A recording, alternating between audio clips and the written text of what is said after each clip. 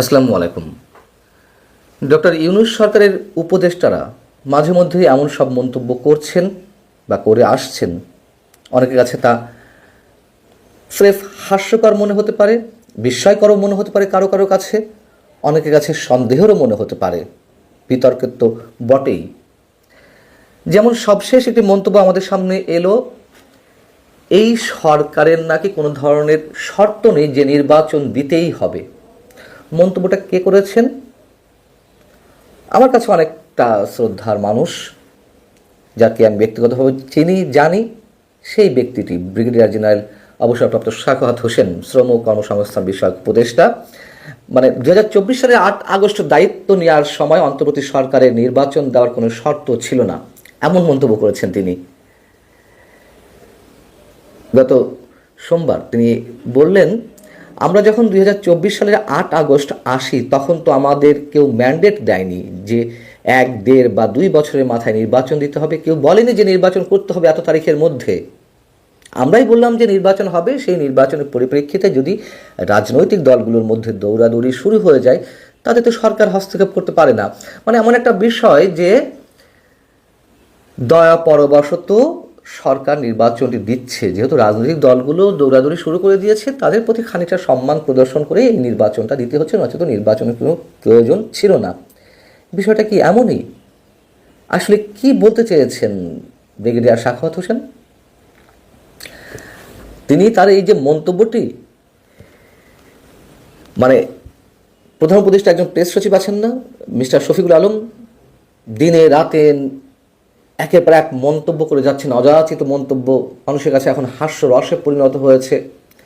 সে ধরনের মন্তব্য তিনি করলেন, নাকি তার এই কথার মধ্যে অন্য কিছু লুকিয়ে রয়েছে? এই সরকারের গঠনের উদ্দেশ্যটা কী ছিল? ইউনূস সরকার নোবেল পেয়েছেন তাই একটা অভ্যুত্থান হয়েছে, শেখ হাসিনা চলে গেছেন, আওয়ামী সরকারের পতন হয়েছে, একটা সরকার গঠন করা দরকার। একমাত্র ডক্টর ইউনূস সাহেব আছেন এই দেশে নেতৃত্ব দেওয়ার মতন, আর কেউ নেই, তাই তার নেতৃত্বে একটা উপদেষ্টা পরিষদ গঠন করা হয়েছে। এমনই কি ছেলে খেলার মতন একটা বিষয় ঘটেছিল 2024-এর 8 আগস্ট? কোত্থেকে এলেন ওনারা? এলেন কোত্থেকে? মানে ওনারা কি এখনও মনে করছেন যে যতদিন ইচ্ছা যদি মনে করেন ততদিন থাকতে পারবেন? প্রায় 1.5 বছর হতে চললো এই সরকারের। আমি তো মনে করি যে এতে চরম সৌভাগ্য যারা উপদেষ্টা পরিষদের সদস্য হিসেবে রয়েছেন। নাকি যেটি বলছিলাম যে ব্রিগেডিয়ার সাখাওয়াত হোসেনের কথার মধ্যে অন্য কোনো বিশেষ ইঙ্গিত রয়েছে নানান হিসেব থেকে।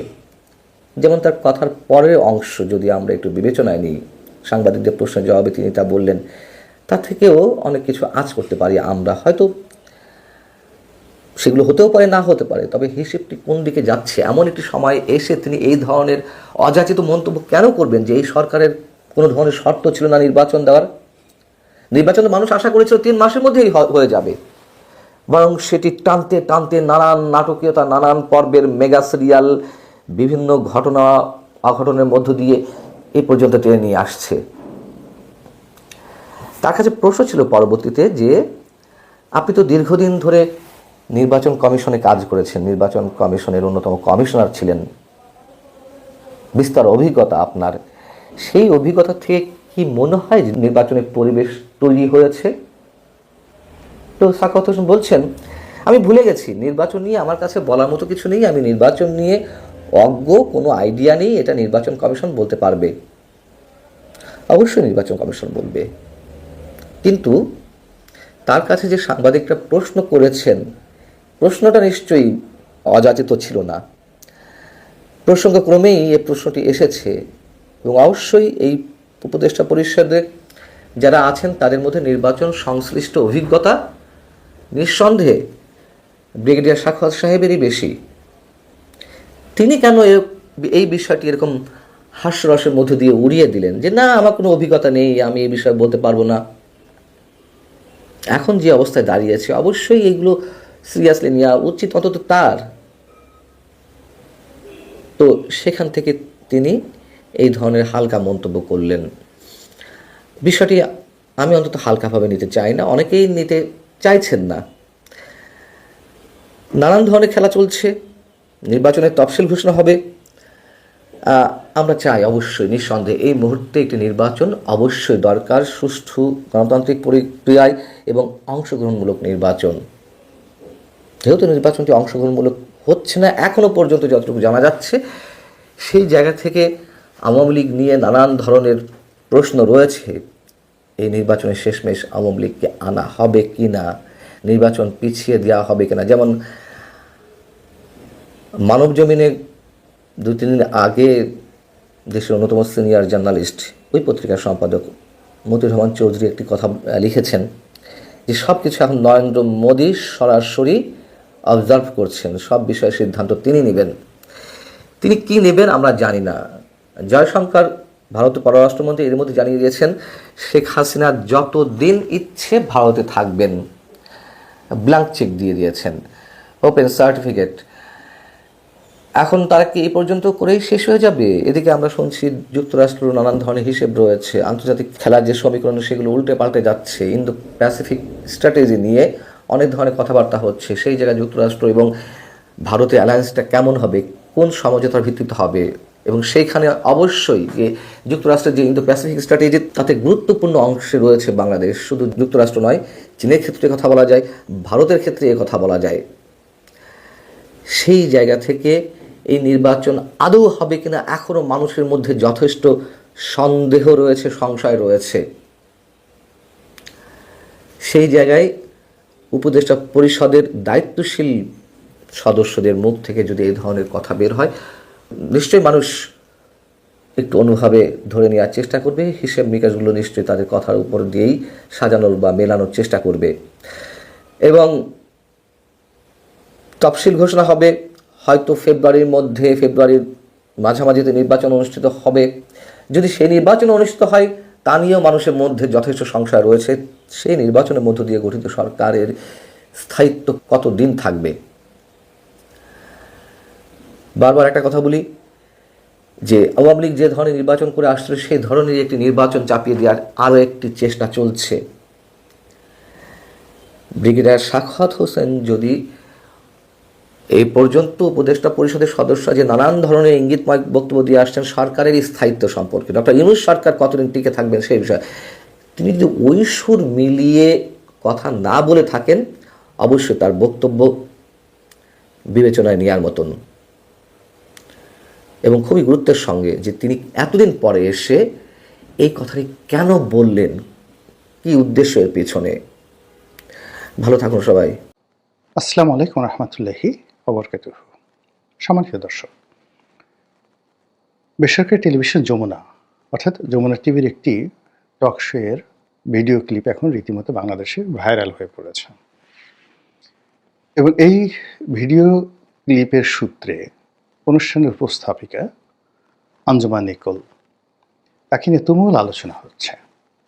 আওয়ামী লীগের যারা সমর্থক, মুক্তিযুদ্ধের যারা সমর্থক, তারা এই বিজয়ের মাসে অর্থাৎ 2025 সনের ডিসেম্বর মাসে এরকম একটি ঘটনা, এরকম একটি ভিডিও ক্লিপ এবং সেই ভিডিও ক্লিপে একজন অনুষ্ঠানের উপস্থাপিকার যে অনবদ্য উপস্থাপন, সাহস, তার যে দক্ষতা এবং প্রত্যুৎপন্নমতিত্ব, এই প্রত্যুৎপন্নমতিত্বের প্রশংসায় সারা দেশ রীতিমতো পঞ্চমুখ।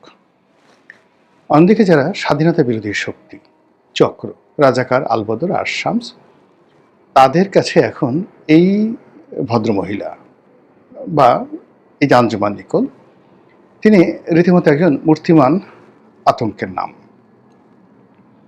তাকে নিঃসন্দেহে গালাগাল করা হচ্ছে, হুমকি দেওয়া হচ্ছে এবং তাকে চাকরিচ্যুতির জন্যে নানাভাবে সামাজিক মাধ্যমে যে সকল কুলাঙ্গার রয়েছে বা ইনফ্লুয়েন্সার হিসেবে যারা নিজেদেরকে গত 14 মাসে যথেষ্ট প্রভাব বিস্তার করেছে, সে সকল কুলাঙ্গার যারা আছে তারা এই ভদ্রমহিলার জীবনকে তছনছ করে দেওয়ার জন্য নানা রকম নেতিবাচক কথা তারা প্রচার করছে। তার সঙ্গে উপস্থাপক হিসেবে অন্যান্য যারা আওয়ামী লীগের নেতৃবৃন্দ, তাদের কেমন সম্পর্ক ছিল, আওয়ামী লীগ জমানাতে তিনি কী কী উপস্থাপন করেছেন, কোন কোন নেতার সাথে কত বিনয় হয়ে তিনি কথা বলেছেন, সেই বিষয়গুলো এখন সামনে আনার চেষ্টা করা হচ্ছে। কিন্তু যে বিষয়গুলো তিনি তুলে এনেছেন এই সময়টিতে, বা যে বিষয় তিনি প্রশ্ন করেছেন, যে বিষয় তিনি কণ্ঠ দৃঢ় করেছেন, আঙ্গুল উঁচু করেছেন, সেই বিষয়টা নিয়ে আলোচনা করার মতো, ইন ডিটেলস আলোচনা করার মতো স্বাধীনতা বিরোধী শক্তিদের কোনো সাহস নেই। ফলে কী হলো, দেশের বেশিরভাগ মানুষ, বিশেষ করে সংবাদপত্র জগতের যারা মানুষ রয়েছেন, তাদের নিকট আঞ্জুমান নিকোল এখন বলতে গেলে লেডি উইথ দ্য ল্যাম্পে পরিণত হয়েছেন, বা জোয়ান অফ আর্কে তিনি পরিণত হয়েছেন, সাহসের বিমূর্ত প্রতীক হিসেবে। ঘটনা কি? ঘটনা হলো, অনুষ্ঠানে কথা বলতে বলতে জামাতের একজন বক্তা, জামাতের কর্মী, তিনি বঙ্গবন্ধুকে বিশ্বাসঘাতক হিসেবে অভিহিত করার চেষ্টা করলেন। আপনারা জানেন যে মহান মুক্তিযুদ্ধের সময়ে কতগুলো ঘটনা, তার মধ্যে বঙ্গবন্ধু গ্রেপ্তার যেটা হলেন 25শে মার্চ তারিখে, এটাকে স্বাধীনতা বিরোধীরা মনে করেন যে বঙ্গবন্ধু তাদেরই মতো আত্মসমর্পণ করেছিল, বা পাকিস্তান প্রীতিতে বিমুগ্ধ হয়ে তিনি পাকিস্তানে চলে গিয়েছিলেন, অথবা তিনি জুলফিকার আলী ভুট্টো, ইয়াহিয়া খান, টিক্কা খান, তাদের সঙ্গে তিনি একটি সম্পর্ক বা আতাত করে পুরো জাতিকে একটা, মানে যাকে বলা হয় যুদ্ধের মুখে ঠেলে দিয়ে, রাজাকার আলবদর আর শামস তাদের যাকে বলা হয় আক্রমণের মুখে ফেলে দিয়ে তিনি চলে গেছেন। কাজে তিনি জাতীয় বীর হতে পারেন না, তিনি জাতির সঙ্গে বেইমানি করেছেন, মুনাফিকি করেছেন, এই ধরনের কথাবার্তা কিন্তু মানে আড়ালে আবডালে তারা বলে আসছিল, এবং তাদের বিভিন্ন বই পুস্তকে তারা এইভাবেই বিষয়গুলিকে উপস্থাপন করে আসছিল। কিন্তু এই গত 14 মাসে আমাদের এই রাষ্ট্রে স্বাধীনতা বিরোধীদের যে দাপট, তারপরে প্রো লিবারেশন ফোর্স যেভাবে আমাদের রাজনীতি থেকে এই মুহূর্তে দূরে আছে, আর এন্টি লিবারেশন ফোর্স যেভাবে শক্তিমত্তা দেখাচ্ছে, তাতে করে আসলে বঙ্গবন্ধুকে গালি দেওয়া এখন একটা ডাল ভাতের বিষয়।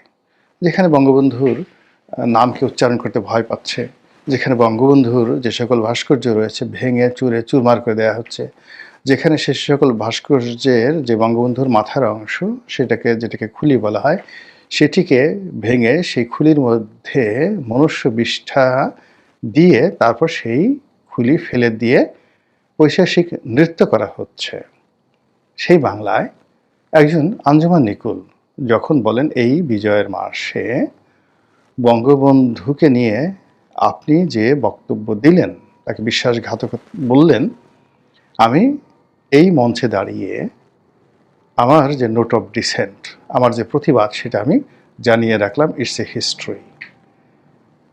আপনি এটা যে সাহস, এটা যে শক্তি, এর যে দৃঢ়তা, এর যে আগুন, এটা কল্পনা করা যায় না। যারা ওই দৃশ্য দেখেছেন, মনে হচ্ছিল যে 71-এর রণসঙ্গীত বাজছিল। আঞ্জুমান নিকোল যখন এই কথা বলছিলেন, তখন মনে হচ্ছিল যে 71-এর যে রণসঙ্গীত সেটা বাজছিল। 2 নম্বর হলো যে মুক্তিবাহিনীর যে অস্ত্রগুলো, সেগুলো গর্জন করে উঠছিল। গ্রেনেড, বোমা, রাইফেল, SLR থেকে শুরু করে যত রকম অস্ত্র মুক্তিযোদ্ধাদের হাতে ছিল, সেইগুলো ঠাস ঠাস ঠাস ঠাস করে ফুটে যেভাবে হানাদারদের বুক ঝাঁঝরা করে দিত 1971 সনে নিকোলের সেই কথাগুলো এতটা দুর্বার গতি নিয়ে, দুর্নির্বার গতি নিয়ে স্বাধীনতা বিরোধীদের পাঁজরকে ছিন্ন বিচ্ছিন্ন করে দিচ্ছিল, এবং এখনও সামাজিক মাধ্যমে সেটা যেভাবে ট্রেন্ডিং হচ্ছে, প্রতিটা মুহূর্তে রাজাকার আলবদর আশামস থেকে শুরু করে স্বাধীনতা বিরোধীদের ঘুম হারাম করে দিয়েছে। তো এই হলো নিকোলের ঘটনা। আমি আর এই বিষয় নিয়ে ইন ডিটেলস বলবো না, আমি শুধুমাত্র যে কথাটা বলতে চাই যে এরকম নিকোল হঠাৎ করে তৈরি হচ্ছে কেন। যে আমতারেক একটা সময় 32 নম্বর ভাঙার কাজে নিজেকে নিয়োজিত করেছিল, সে কেন এখন মুক্তিযুদ্ধের পক্ষে কথা বলছে? কিংবা হঠাৎ করে 180 ডিগ্রি অ্যাঙ্গেলে গিয়ে বিএনপির যিনি ভারপ্রাপ্ত চেয়ারম্যান আছেন জনাব তারেক রহমান, তিনি কেন এই মুহূর্তে স্বাধীনতা বিরোধীর বিরুদ্ধে তার কণ্ঠকে বুলান্ত করে ফেলেছেন? এর কারণ হলো বঙ্গবন্ধু, স্বাধীনতা আন্দোলন, মহান মুক্তিযুদ্ধ। বিশ্বাস করেন, এদেশের মাটির প্রতিটি কণায় এটি বপিত অবস্থায় আছে। এই মাটি থেকে যে গাছ জন্ম নেয়, সেই গাছে যে দোল দেয়, বাতাস আন্দোলিত করে, সে বাতাসের মধ্যে মুক্তিযুদ্ধের সুঘ্রাণ ছড়িয়ে পড়ে। সে বাতাসের মধ্যে মুক্তিযুদ্ধের গান আন্দোলিত হয়। এদেশের সেই যে পাখপাখালি, প্রকৃতির যে পাখপাখালি, সেই পাখপাখালির যে কণ্ঠে যে ছন্দ থাকে, সে ছন্দের মধ্যে মুক্তিযুদ্ধ থাকে, বঙ্গবন্ধু থাকে, জয় বাংলা থাকে। আপনি এগুলো কখনোই অ্যাভয়েড করতে পারবেন না। এটাই প্রকৃতির নিয়ম, এটাই প্রকৃতি তৈরি করে দেয়। যে মানুষটি তার জীবনের 17টি বছর, তিনি খুব স্বল্প জীবন পেয়েছিলেন।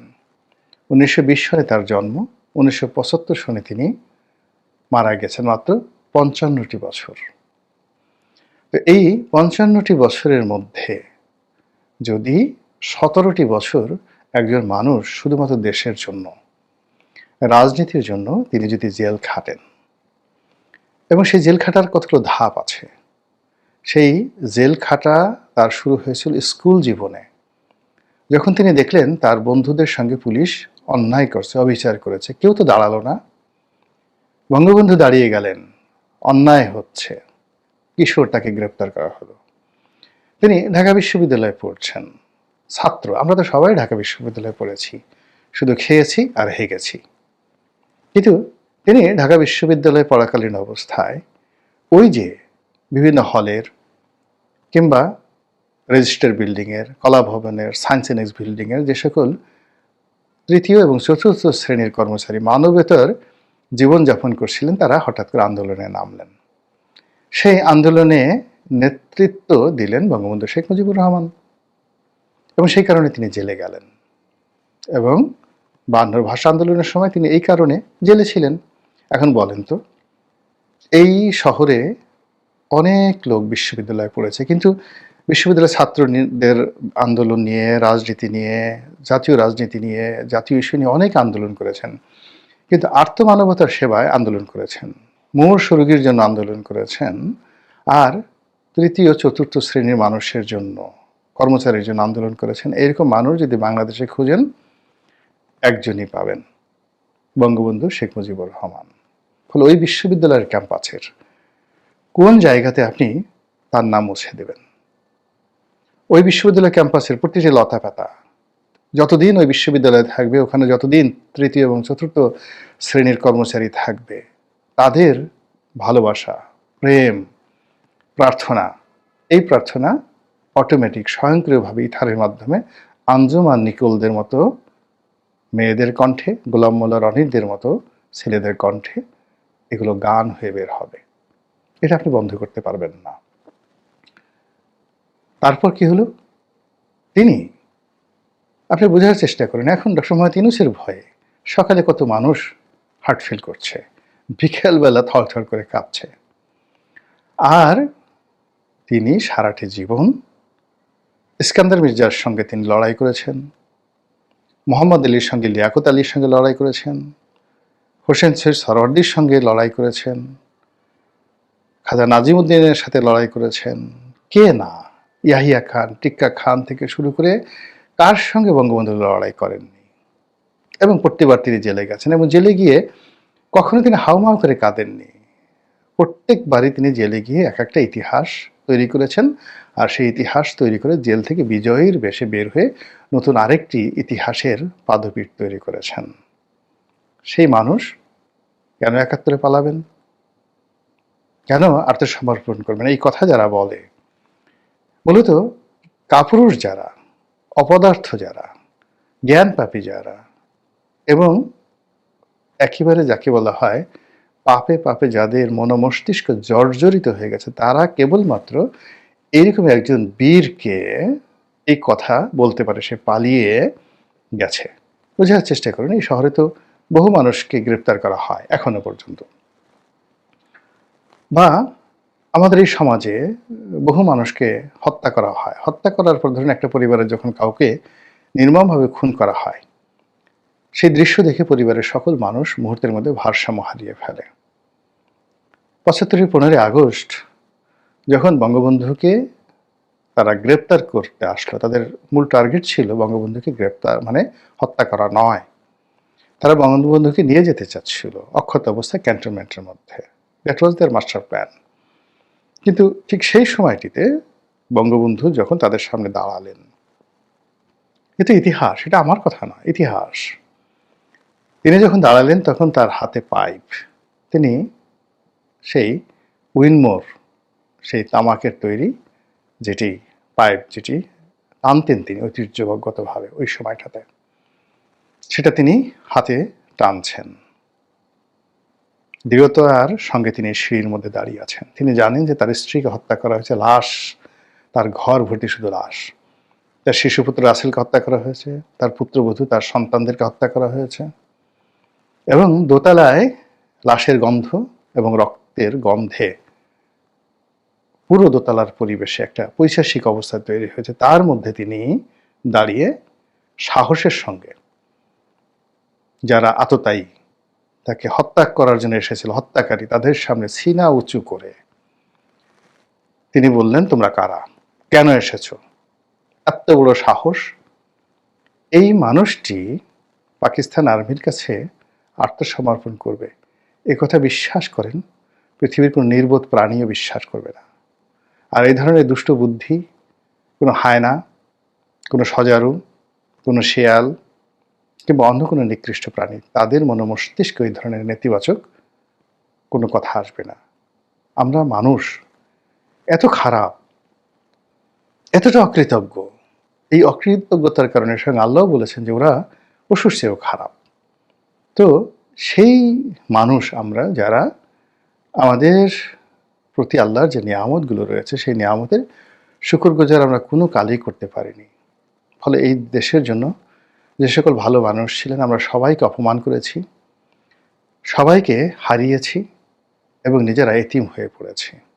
আর এর প্রেক্ষিতে এই সময়টিতে গত 14 মাসে বঙ্গবন্ধুকে নিয়ে যে সকল নিষ্ঠুর প্রচারণা চলছে, যে সকল তাণ্ডব চলছে মুক্তিযুদ্ধকে নিয়ে, ইতিহাস বিকৃতির যে হোলি খেলা শুরু হয়েছে, এই হোলি খেলার মধ্যে হুটহাট করে সেই নুরুল দিনের সারা জীবনের মতো কণ্ঠ ভেসে আসছে জাগোবাহে কণ্ঠে সবাই, যে নিকোল এই সময় যে কথা বললেন তার মুখ দিয়ে এই কথা আসার কথা নয়, কিন্তু এসে গেছে। নিকোল নিজেও জানে না সেই কথা কিভাবে বলল আর কেন বলল। কাজেই আগামীতে দেখবেন যে এরকম আর অনেকের কণ্ঠ দিয়ে হঠাৎ করে এইভাবে আগুন বের হয়ে গেছে, যে আগুনে সকল চক্রান্ত জ্বলে পড়ে ছারখার হয়ে যাবে। মহান আল্লাহ আমাদের সবাইকে হেদায়েত দান করুন এবং হেফাজত করুন। আসসালামু আলাইকুম ওয়া রাহমাতুল্লাহি ওয়া বারাকাতুহু।